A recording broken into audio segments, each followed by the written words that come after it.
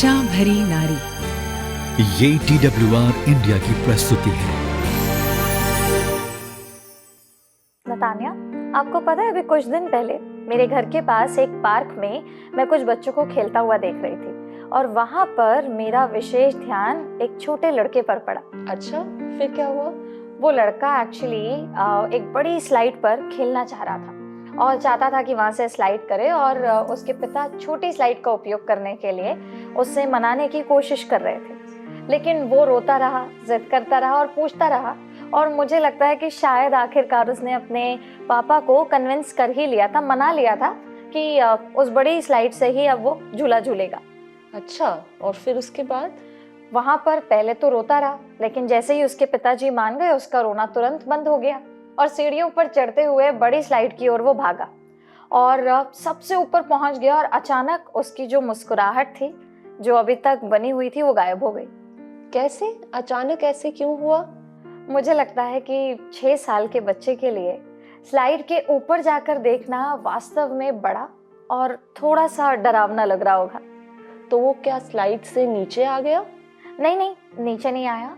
वो अपने आप नीचे आने के लिए अपने आप को सक्षम नहीं समझ रहा था, तो उसने अपने पिता को बुलाया जिन्होंने उसे सीढ़ियों से नीचे उतरने में मदद की और फिर उसे गोदी में ले लिया। लेकिन छोटे लड़के के चेहरे पर शांति बहुत ज्यादा थी। और फिर पिताजी के बारे में क्या? मुझे लगता है कि जैसे बच्चे को खुशी मिली, शांति मिली, पिता को भी शांति मिली होगी, क्योंकि कई बार माता पिता होने के नाते हम जानते हैं कि हमारे बच्चों के लिए सबसे अच्छा क्या है, लेकिन बच्चे हमेशा इस चीज को समझ नहीं पाते। हाँ, हम सभी को अपनी स्वतंत्र इच्छा का प्रयोग करने की आवश्यकता है ना? बिल्कुल है। और मुझे लगता है कि हम सभी जिन अद्भुत वस्तुओं से आशीषित हैं, उनमें से सबसे शक्तिशाली चीज जो हमें मिली है वो है स्वतंत्र इच्छा या विकल्प की शक्ति। परमेश्वर ने हमें यानी कि हम मनुष्यों को स्वतंत्र इच्छा से युक्त बनाया है। हम अपना पूरा जीवन अपनी व्यक्तिगत पसंद और निर्णयों पर स्वतंत्रता की शक्ति का प्रयोग करते हुए बिताते हैं। आपने बिल्कुल ठीक कहा। और क्योंकि जीवन विकल्पों से भरा है, हमें यह चुनाव करने की जरूरत है कि हम क्या सोचते हैं कि क्या अच्छा होगा या हमारे लिए सबसे अच्छा क्या होगा। हमारे जीवन की सफलता और असफलता उन छोटे छोटे विकल्पों से बनती है जो हम अपने जीवन में हर दिन चुनते हैं। आशा भरी नारी के एक और भाग में आपका स्वागत है। आज हम परमेश्वर की इच्छा के लिए प्रार्थना करने के बारे में और यह जानने के लिए भी कि उसकी हमारे लिए क्या इच्छा है चर्चा करने जा रहे हैं। जी हाँ, चुनाव करने की शक्ति हमारे हाथ में है। जब हम निर्णयों, प्रलोभनों, विकल्पों, प्राथमिकताओं का सामना करते हैं तो हम चुनाव बुद्धिमानी से या नासमझी से कर सकते हैं। हम हर दिन निर्णय लेते हैं। हमारी कुछ पसंदें हमारे जीवन के मूल्य, चरित्र, दिशा और भाग्य निर्धारित करती है। जी हाँ, और हम विश्वासियों को परमेश्वर ने हमारे लिए जो सोचा है उसके अनुरूप चुनाव करने के लिए बुद्धि की आवश्यकता है। भजन संहिता 90 उसके 12वीं आयत में मूसा ने एक विनम्र प्रार्थना की, हमको अपने दिन गिनने की समझ दे कि हम बुद्धिमान हो जाएं। मूसा परमेश्वर से ये नहीं मांग रहा था कि वह अपना समय अधिक बुद्धिमानी से कैसे व्यतीत करे, लेकिन वह बुद्धि मांगने के लिए प्रार्थना कर रहा था कि वह अपने जीवन को परमेश्वर के समय और उसके लिए परमेश्वर के उद्देश्य के अनुसार कैसे लगाए। जी हाँ, इस पृथ्वी पर प्रत्येक मनुष्य की स्वतंत्र इच्छा है या निर्णय लेने की स्वतंत्रता है। इसके साथ साथ हमारे द्वारा चुने गए सबसे महान विकल्पों में से एक है सभी चीजों में परमेश्वर से प्रेम करना और उसकी आज्ञा का पालन करना। यदि हम परमेश्वर से प्रेम करने और उसकी आज्ञा मानने, परमेश्वर के वचन के अनुरूप चलने का और वही करने का जो वह हमसे करने को कहता है, इस बात का निर्णय लेते हैं, तब हम पर आने वाली सारी आशीषें हमें तेजी से प्राप्त होंगी। यदि हम परमेश्वर की आज्ञा का पालन ना करने, उसके वचनों के अनुरूप ना चलने और वह जो हमें करने के लिए कहता है वह ना करने का निर्णय लेते हैं, तो हम अभिशाप को प्राप्त करते हैं। चाहे हमें आशीर्वाद मिले या अभिशाप, यह हमारे द्वारा चुने गए विकल्पों पर ही निर्भर करेगा। आपने बिल्कुल सही कहा। लोगों द्वारा की जाने वाली सबसे बड़ी गलतियों में से एक ये है कि वे परमेश्वर की सलाह के बिना निर्णय लेते हैं। नीति वचन के लेखक बार बार हमें निर्णय लेते समय परमेश्वर की बुद्धि की तलाश करने के बजाय मनुष्य की बुद्धि पर निर्भर रहने के बारे में चेतावनी देते हैं। नीति वचन 28 उसकी 26 कहता है, जो अपने ऊपर भरोसा रखता है वो मूर्ख है, और जो बुद्धि से चलता है वो बचता है। यदि हम भरपूर, आशीषित और समृद्ध जीवन की इच्छा रखते हैं तो उन मंजिलों तक पहुंचने के लिए हमें कुछ निश्चित निर्णय लेने होंगे। हमारा जीवन कोई आकस्मिक घटना नहीं है। बाइबल कहती है, मनुष्य के मन में बहुत सी कल्पनाएं होती हैं, परंतु जो युक्ति यहोवा करता है वही स्थिर रहती है। नीति वचन 19 उसकी 21वीं आयत। हम सभी एक उद्देश्य के लिए और एक उद्देश्य के साथ पैदा हुए हैं। हमारी व्यक्तिगत पूर्ति तभी तक संभव है जब हम अपनी नियति को पूरा कर लेते हैं। इसलिए अपने उद्देश्य को पूरा करना ही जीवन का प्राथमिक लक्ष्य होना चाहिए। इस दुनिया में रहते हुए हम जो भी करेंगे उसके लिए हमें जिम्मेदार ठहराया जाएगा। जी हाँ, हमें ये महसूस करना चाहिए कि इस जीवन में हमारी पूर्ण संतुष्टि, या कह सकते हैं हमारी पूर्ति, हमारे वही बनने और करने पर निर्भर है जो हम बनने और करने के लिए पैदा हुए हैं। जब हम अपने जीवन के लिए परमेश्वर के उद्देश्य को खोजते हैं तो हम आश्वस्त और राजी हो सकते हैं कि हम सफल होंगे। जी हाँ, परमेश्वर को जानने का विकल्प एक सही विकल्प है। जो भी व्यक्ति इस विकल्प का प्रयोग करता है उसने सही चुनाव किया है, और इसलिए ज्ञान की मान्य परिभाषा के अनुसार वह एक बुद्धिमान व्यक्ति है। इसीलिए बाइबल अय्यूब उसके 28 अध्याय 28 आयत में कहती है, प्रभु का भय मानना यही बुद्धि है, लेकिन जिसने भी परमेश्वर की उपेक्षा करना चुना उसने गलत चुनाव किया है, और इसलिए वह बुद्धिमान नहीं है। हम हर सुबह जब उठते हैं तो हमें एक निर्णय लेना होता है। हमारे जीवन का प्रभारी कौन होगा? हमारे जीवन पर किसका नियंत्रण होगा, हमारा या परमेश्वर का? मत्ती 16:24 में यीशु कहते हैं, यदि कोई मेरे पीछे आना चाहे तो मेरे पीछे हो ले। आप ड्राइवर की सीट पर नहीं हैं, मैं हूँ। यहाँ मसीही क्या करते हैं? जब हम मसीह में विश्वास करते हैं तो हम उसे ड्राइवर की सीट तो देते हैं, लेकिन तुरंत पिछली सीट पर चढ़ जाते हैं और पीछे की सीट पर बैठकर अब चालक को हम बताते हैं कि क्या करना है, यानी कि बैक सीट ड्राइवर बन जाते हैं। हम उसे लगातार सलाह देते रहते हैं, जैसे नहीं नहीं इधर मुड़िए, नहीं नहीं इधर रुक जाओ, नहीं नहीं इधर रुको, इंतजार करो, तेज चलाओ, धीरे करो, मैं उस रास्ते पर जाना चाहती हूँ, मुझे ये करना है, मुझे ये देखना है। कई साल पहले विद्या और उसके पति राहुल अपनी शादी में बहुत कठिन और संघर्षमय समय से गुजर रहे थे। वे दोनों अन्य की अपेक्षा अधिक सशक्त, प्रभावशाली और आत्मनिर्भर लोग थे, और उनके लिए एक साथ रहना कठिन था। वे एक विवाह सलाहकार से मिलने गए, जिन्होंने सुझाव दिया कि वे अपने शहर के एक प्रसिद्ध नृत्य स्टूडियो से नृत्य सीखें। उनकी पहली कक्षा में बॉलरूम नृत्य प्रशिक्षक ने उन्हें यह बताया कि दंपतियों की सबसे बड़ी समस्याओं में से एक है दूसरे को नेतृत्व करने देना। जब वे दोनों नेतृत्व करने की कोशिश कर रहे होते हैं तो वे हर समय एक दूसरे के पैरों पर पैर रखते हैं, और यह बहुत सुंदर नहीं लगता है। उनमें से एक अर्थात राहुल को नेतृत्व करना था और विद्या को उसका अनुसरण करना था। आधुनिक भारत में एक महिला के रूप में पली बढ़ी विद्या, जो मानती थी कि महिलाओं को कभी भी खुद को पुरुष के प्रभुत्व के अधीन नहीं होने देना चाहिए, यह लगभग उसके विरुद्ध था। प्रारंभ में यह अजीब और अनमना था, लेकिन जल्द ही दोनों ने चेले और गुरु की प्रशंसनीय नृत्य भूमिकाओं का आनंद लेना शुरू कर दिया। 6 सप्ताह के अंत तक न केवल उन्होंने एक दंपत्ति के रूप में सामंजस्य बिठाकर नृत्य करना सीखा, बल्कि उनकी शादी में भी सुधार होना शुरू हो गया।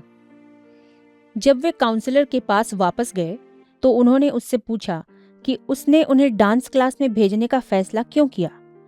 काउंसलर ने समझाते हुए कहा, बॉलरूम नृत्य में पुरुष का मुख्य उद्देश्य महिला को नृत्य के माध्यम से सुंदरता, शिष्टता और अनुग्रह व्यक्त करने के लिए सशक्त बनाना है। दूसरी ओर पुरुष की प्राथमिक भूमिका लगातार अपने आसपास की जांच करना, अपना रास्ता चुनना और महिलाओं की पीठ पर धीरे से अपना हाथ दबाकर आत्मविश्वास से मार्गदर्शन करना था। महिला जो यह नहीं देख सकती थी कि पुरुष उसे कहाँ ले जा रहा है। इस डर से मुक्त हो जाती है कि उन्हें किसी चीज़ से टकराने का खतरा है और इसके बजाय वह खुद को संगीत की मनमोहक सुंदरता के सामने समर्पित कर देती है। एक पुरुष जो बार बार किसी महिला की पीठ पर अपना मजबूत और उद्देश्यपूर्ण हाथ रखने में विफल रहता है, उसके पास एक ऐसा साथी होगा जो लगातार उस डर से बाहर देखता रहता है कि कहीं वह दुर्घटनाग्रस्त ना हो जाए। क्यों? क्योंकि वह उस आदमी पर भरोसा नहीं कर सकती थी। लेकिन जब कोई पुरुष आत्मविश्वास से आगे बढ़ता है, अपने साथी के कदमों का मार्गदर्शन और सुरक्षा करने में सावधानी का प्रदर्शन करता है, तो वह उसकी बाहों में सुरक्षित महसूस करेगी और अंततः नृत्य का आनंद लेने के लिए स्वतंत्र होगी। इसी प्रकार परमेश्वर हमारा नेतृत्व करना चाहता है, हम पर प्रभुत्व जमाने के लिए नहीं, बल्कि हमें उस गरिमा और अनुग्रह को व्यक्त करने के लिए, स्वतंत्र करने के लिए जो उसने शुरू से ही हमारे लिए चाहा था। बदले में, क्योंकि हम परमेश्वर के स्वरूप में बने हैं, जब हम खुद को उनके प्रेमपूर्ण नेतृत्व के लिए समर्पित करते हैं, परमेश्वर द्वारा दी गई अपनी भूमिकाओं को अपनाते हैं, तो हम उनकी सुंदरता और कृपा को एक भयभीत, खोई हुई और परस्पर विरोधी दुनिया में अधिक सही ढंग से प्रतिबिंबित करते हैं। जब हम एक ही समय में परमेश्वर के साथ जीवन जीने का प्रयास कर रहे होते हैं, तो हमारा जीवन बहुत सुंदर नहीं दिखता है। हमें बस परमेश्वर को परमेश्वर बने रहने देना है और यीशु को अपने जीवन का प्रबंधक बनाना है। बिली ग्राहम ने प्रार्थना के बारे में प्रश्न का उत्तर इस प्रकार दिया: प्रार्थना मनुष्य और परमेश्वर के बीच आत्मिक विचारों और भावनाओं के आदान प्रदान की क्रिया या बात है। एक दो तरफा पारस्परिक रिश्ता जिसमें मनुष्य को न केवल परमेश्वर से बात करनी चाहिए बल्कि उसकी बात भी सुननी चाहिए। यह एक बच्चे की अपने पिता के साथ बातचीत की तरह है। एक बच्चे के लिए यह स्वाभाविक है कि वह अपने पिता से अपनी जरूरत की चीजें मांगे। परमेश्वर की इच्छा के लिए प्रार्थना करना उसके प्रति ईमानदार होना है कि हम प्रार्थना में क्या चाहते हैं, बल्कि अपने जीवन और अपनी प्रार्थनाओं के परिणाम को भी खुद परमेश्वर के सामने समर्पित करना है। यहाँ यह चाहना है कि हमारा जीवन हमारी अपनी इच्छाओं से अधिक परमेश्वर की इच्छा के अनुरूप हो। पहला यूहन्ना 5:14 से 15 कहता है, और हमें उसके सामने जो हियाव होता है वह यह है कि यदि हम उसकी इच्छा के अनुसार कुछ मांगते हैं तो हमारी सुनता है। और जब हम जानते हैं कि जो कुछ हम मांगते हैं वह हमारी सुनता है, तो यह भी जानते हैं कि जो कुछ हमने उससे मांगा वह पाया है। परमेश्वर की इच्छा है कि हम उसे व्यक्तिगत रूप से जानें और उसके लिए जिएं। जब हम अपने जीवन के लिए परमेश्वर की इच्छा की प्रार्थना करते हैं, तो हम जो चाहते हैं उसे अलग रख देते हैं और उसके बदले जो परमेश्वर चाहता है उसे मांगते हैं। दूसरा राजाओं 5 में अराम के राजा का नामान नाम सेनापति अपने स्वामी की दृष्टि में बड़ा और प्रतिष्ठित था, परंतु कोढ़ी था। अध्याय 5 में हम मेरे तरीके या रास्ते और परमेश्वर के तरीके के बीच स्पष्ट रूप से अंतर देख सकते हैं। वो चंगाई चाहता है और उसे चंगा होने की जरूरत है। इसीलिए नामान सामरिया में भविष्यद्वक्ता एलीशा के पास जाता है। हालांकि भविष्यद्वक्ता उनसे मिलने और उनका अभिवादन करने नहीं आते हैं, इसके बजाय वो सिर्फ अपने निर्देश भेजता है कि तू जाकर यर्दन में 7 बार डुबकी मार, तब तेरा शरीर ज्यों का त्यों हो जाएगा। आपके अनुसार नामान की प्रतिक्रिया क्या है? क्या वह उपचार के इस तरीके को कृतज्ञता पूर्वक स्वीकार करेगा और यर्दन नदी की ओर भागेगा? दुर्भाग्य से नहीं, वो बेहद नाराज और निराश है। यहाँ उसके शब्द हैं कि मैंने तो सोचा था कि अवश्य ही वह मेरे पास बाहर आएगा और खड़ा होकर अपने परमेश्वर यहोवा से प्रार्थना करके कोढ़ के स्थान पर अपना हाथ फेर कर कोढ़ को दूर करेगा। यह प्रतिक्रिया हमें दिखाती है कि नामान को इस बारे में निश्चित आशा थी कि वह कैसे ठीक होगा। इसलिए जब वास्तविकता उनकी आशा पर खरी नहीं उतरी, तो उन्होंने क्रोध और निराशा के साथ प्रतिक्रिया व्यक्त की, और तो और वह अपना इलाज छोड़कर घर जाने के लिए भी तैयार था। नामान की प्रतिक्रिया सोचने और जीने को प्रकट करने का खास तरीका है। जिसे हम मेरा तरीका कह सकते हैं। इसकी नींव और जड़ें अभिमान यानी कि घमंड में है। इस बारे में बाइबल क्या कहती है? तुम लालसा रखते हो और तुम्हें मिलता नहीं। तुम्हारे पास नहीं है क्योंकि तुम परमेश्वर से नहीं मांगते। तुम मांगते हो और पाते नहीं, इसलिए कि बुरी इच्छा से मांगते हो, ताकि अपने भोग विलास में उड़ा दो। याकूब 4:2-3। ये समझना महत्वपूर्ण है कि हमारी अधिकांश अपेक्षाएं, इच्छाएं और तथाकथित अधिकार जरूरतें नहीं हैं।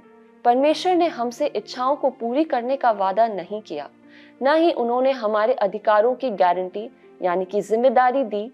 हम सोचते हैं कि हम इसके हकदार हैं। परमेश्वर वादा करता है कि मसीह में वो हृदय की सच्ची जरूरतों और लालसाओं को संतुष्ट करता है। ये बिना शर्त प्यार, स्वीकृति, सुरक्षा, मूल्य और महत्व, जीवन, शांति, आनंद, अर्थ और उद्देश्य की आवश्यकताएं हैं। तो अब प्रश्न ये उठता है कि इसका मतलब यह है कि परमेश्वर हमारी इच्छाओं को बिल्कुल भी पूरा नहीं करते हैं?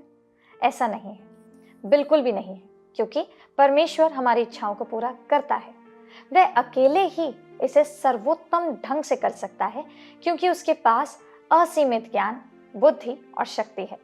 परमेश्वर का तरीका हमेशा वही करना है जो हमारे लिए सबसे अच्छा है, ना केवल अस्थायी रूप से बल्कि अनंत काल के लिए भी। परमेश्वर की इच्छा का पालन करना हमें बदलता है, हमें नम्र बनाता है, हमें शांति देता है, हमें उसकी ओर प्रवृत्त करता है और हमें उसका आराधक यानी कि उसका उपासक बनाता है। जी हाँ, अब हम नामान पर वापस आते हैं। इसलिए नामान के सेवक उसे भविष्यद्वक्ता के निर्देशों का पालन करने के लिए मनाने में कामयाब रहे। तब उसने परमेश्वर के भक्त के वचन के अनुसार यरदन को जाकर उसमें 7 बार डुबकी मारी और उसका शरीर छोटे लड़के का सा हो गया और वो शुद्ध हो गया। लेकिन न केवल उसका शरीर नया हो गया था, पर उसका हृदय भी नया हो गया। वह एक नए हृदय के साथ यरदन नदी से बाहर आया था, एक हृदय जिसने सच्चे परमेश्वर की महानता और शक्ति का अनुभव किया था और अकेले उसकी आराधना करना चाहता था। परमेश्वर के मार्ग को स्वीकार करके हृदय शांति, आनंद और नए जीवन से भर जाता है। जी हाँ, परमेश्वर हमें जितना चाहते हैं या हम कल्पना करते हैं उससे कहीं अधिक देना चाहते हैं, और यही सच है। इसलिए हमें आशीर्वाद देने के लिए या हमें आशीर्वाद देने के अपने इरादे में वह हमारी इच्छाओं को भी बदल देता है, हमें अपने विचारों को उसकी ओर निर्देशित करना सिखाकर। वह जानता है कि जिन चीज़ों को हम टकटकी लगाकर देखते रहते हैं, जिनकी लालसा रखते हैं और जिन चीज़ों पर ध्यान केंद्रित करते हैं, हम उनके लिए तरसने लगते हैं। जब हमारा ध्यान परमेश्वर और उसकी चीज़ों पर होता है तो हम उसे और अधिक चाहने लगते हैं। जी हाँ, कभी कभी वह टूटने यानी कि निराश, दुखी होने के समय आने की अनुमति देता है, ताकि हम समझ सकें कि वास्तव में हमें क्या प्रेरित करता है। फिर सवालों का जवाब, मैं किससे डरता हूँ, वे कौन सी चीजें हैं जो मुझे चाहिए, मुझे क्या चाहिए और मैं किसके योग्य हूँ, पूरी स्पष्टता के साथ अचानक सामने आ जाते हैं। टूटना परमेश्वर द्वारा हमारे हृदयों की परीक्षा है। बिल्कुल ठीक। परमेश्वर हमें हमारी इच्छाओं को, हमारी ज़रूरतों को और हमारे अधिकारों को परमेश्वर के वचन के साथ पुनर्निर्देशित करना भी सिखाते हैं, उन्हें अपने नियंत्रण और देखभाल के अधीन सौंपने के लिए। जब हम जो चाहते हैं उसे पाने के लिए स्वयं को, लोगों को, चीज़ों को, परिस्थितियों को नियंत्रित करने के लिए उसकी आवश्यकता से मुक्त करते हैं। और रोमियो 12:1-2 हमें याद दिलाता है कि हम जो कुछ भी करते हैं वो परमेश्वर की आराधना का कार्य हो सकता है। इसलिए हे भाइयों, मैं तुमसे परमेश्वर की दया स्मरण दिलाकर विनती करता हूँ कि अपने शरीरों को जीवित और पवित्र और परमेश्वर को भावता हुआ बलिदान करके चढ़ाओ। यही तुम्हारी आत्मिक सेवा है। और इस संसार के सदृश न बनो, परंतु तुम्हारी बुद्धि के नए हो जाने से तुम्हारा चाल चलन भी बदलता जाए, जिससे तुम परमेश्वर की भली और भावती और सिद्ध इच्छा अनुभव से मालूम करते रहो। हमारे जीवन में परमेश्वर की इच्छा को बेहतर ढंग से समझने का तरीका यह है कि हम अपना जीवन वैसे जिएं जैसा वह अपने वचन में कहता है। अपना काम करने, अपने जीवन साथी से प्यार करने, बातचीत करने और अपने शरीर की देखभाल करने के लिए परमेश्वर सम्मानित तरीके हैं। स्वयं को परमेश्वर के प्रति समर्पित करना उसकी आराधना है और यह परमेश्वर की इच्छा को समझने में सक्षम होने के लिए हमारे मन को नया करता है। आइए इस शक्तिशाली उदाहरण को देखें जो हमारे लिए एक रूपक के रूप में काम कर सकता है। नौसेना में एक अधिकारी था जो हमेशा एक युद्ध में प्रयुक्त सबसे बड़े प्रकार का जहाज की कमान संभालने का सपना देखता था। आखिरकार उनका सपना पूरा हो गया और उन्हें जहाज़ों के बेड़े में सबसे नए और गौरवशाली जहाज का अधिकार दिया गया। एक तूफानी रात में जब जहाज समुद्र में बह रहा था, कप्तान ब्रिज पायलट हाउस या व्हील हाउस पर ड्यूटी पर था, जहां से जहाज को नियंत्रित किया जाता है। जब वह बंदरगाह की ओर जा रहा था तो उसने एक अजीब सी रोशनी देखी जो तेजी से उसके अपने जहाज के निकट आ रही थी। उसने तुरंत सिग्नल मैन को अज्ञात जहाज को शीघ्रता से संदेश भेजने का आदेश दिया। अपना मार्ग 10 डिग्री दक्षिण की ओर बदलो। अभी एक क्षण ही बीता था कि उत्तर आया, अपना मार्ग 10 डिग्री उत्तर की ओर बदलो। यह दृढ़ निश्चय करते हुए कि उसका जहाज किसी अन्य के पीछे नहीं रहेगा, कप्तान ने आदेश जारी किया, 10 डिग्री मार्ग बदलो, मैं कप्तान हूं।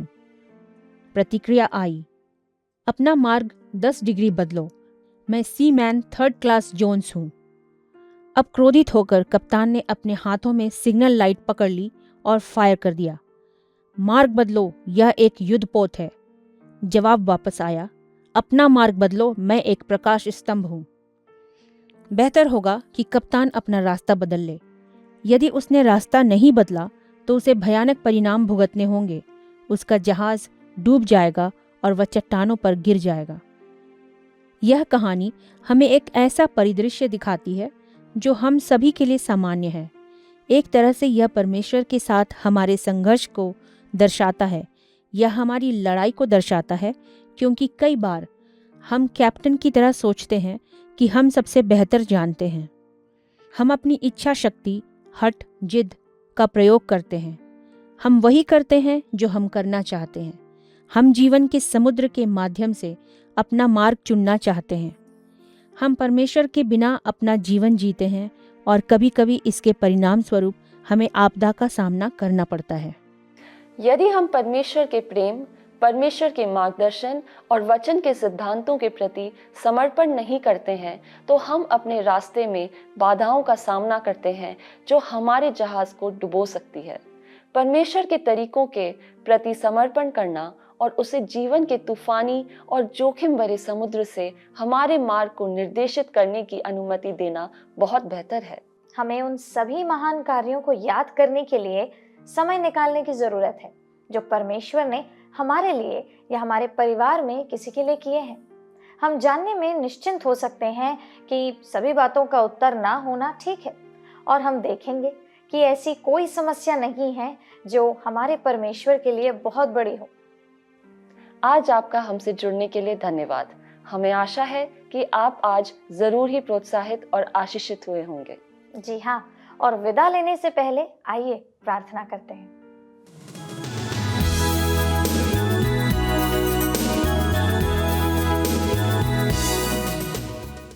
आइए प्रार्थना करते हैं। धन्यवाद पिता परमेश्वर, हम आपका धन्यवाद करते हैं प्यारे प्रभु, आज इस सुंदर वचन के लिए जो आपने हमारे जीवन में पिता बोया है।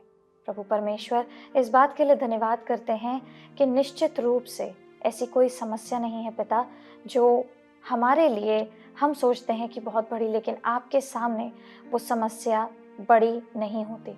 जब हम अपना पूरा विश्वास आपके ऊपर रखते हैं तो आप हमारे लिए सीधा मार्ग निकालते हैं। परमेश्वर, हम धन्यवाद करते हैं कि बिल्कुल उसी बच्चे की तरह जो कई बारी ऊंचाई पर पहुंच करके डर जाता है, लेकिन उसे विश्वास होता है कि जब वो अपने पिता को पुकारेगा तो उसका पिता उस ऊंचाई से भी उसे अपने हाथों में थाम लेगा।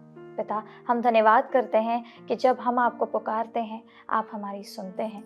हमें ऐसा बनाइए कि हमारा विश्वास हमेशा आप पर दृढ़ होता चला जाए और इस विश्वास के जीवित गवाह के रूप में हम निरंतर आपके नाम को महिमा देने वाले बन सकें।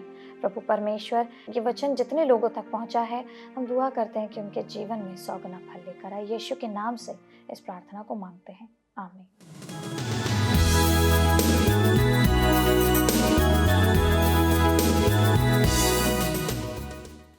तो दर्शकों, हमें उम्मीद है कि आपको आज का कार्यक्रम जरूर पसंद आया होगा, और पसंद आया है तो इसका अपने जीवन में अनुसरण जरूर करिएगा।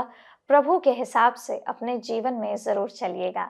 हम आपसे अगले सप्ताह फिर मिलेंगे, लेकिन जाने से पहले अगर आपको कार्यक्रम पसंद आया, स्क्रीन पर आ रहे नंबर पर मिस कॉल जरूर दीजिएगा।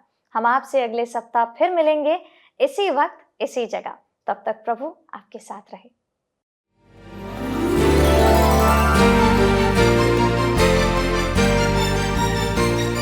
आशा भरी नारी।